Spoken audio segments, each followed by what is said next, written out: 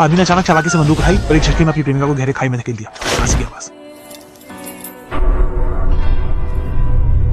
देखते ही देखते सामने वाला पूरी तरह निष्प्राण हो गया। तब जाकर लोग चैन से वहां से चले गए। उन्हें पता नहीं था कि महिला को चींटियों ने काटकर जगा दिया। वह जल्दी से अपने आसपास का माहौल देखने लगी और पाया कि वह खाई के नीचे है। न केवल पेड़ की नोक से छेद हो गया था और वह हिल नहीं पा रही थी, बल्कि खून भी लगातार बह रहा था।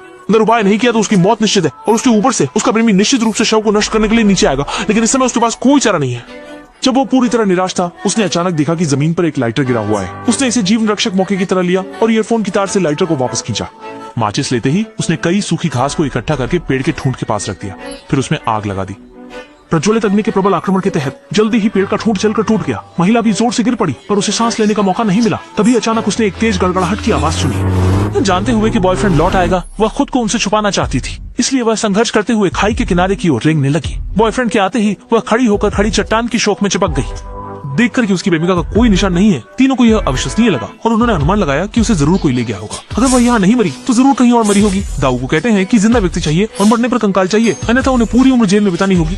इसलिए वे जल्दी से गाड़ी चलाकर पीछा करने लगे। लेकिन जब वे खाई के नीचे पहुंचे तब तक रात हो चुकी थी। कुछ देर की बारीकी से जांच करने पर उन्हें एक हेडफोन की वायर और दीवार पर खून के धब्बे मिले, जिससे उन्होंने अंदाजा लगाया कि वह औरत यहीं छुपी हुई है। इसके बाद उन्होंने जमीन पर बहे हुए खून के निशान देखे और वे उसके पीछे पीछे चले।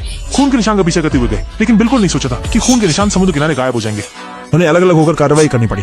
जैसे ही मोटा आदमी पेशाब कर रहा था, औरत ने चुपके से उसकी बंदूक उठा ली, जिससे डर के मारे मोटे ने तुरंत माफी मांगना शुरू कर दिया। लेकिन लड़की उसे छोड़ने का इरादा नहीं रखती थी। जैसे ही उसने गोली चलाई, उसने पाया कि बंदूक लोड नहीं की गई थी और उल्टा उसकी बंदूक उससे छीन ली गई।